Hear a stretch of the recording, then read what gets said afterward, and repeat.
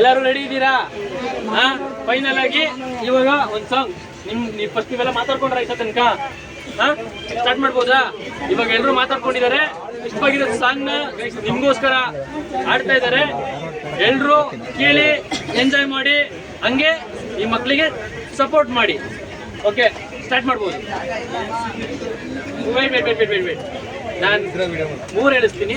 1 2 3 ಅಂತ. 3 ಅಂತ ಹೇಳಿದ ತಕ್ಷಣ ನೀವೆಲ್ಲ ಕಟ್ ಮಾಡಿ. ಓಕೆನಾ? 1 2 3.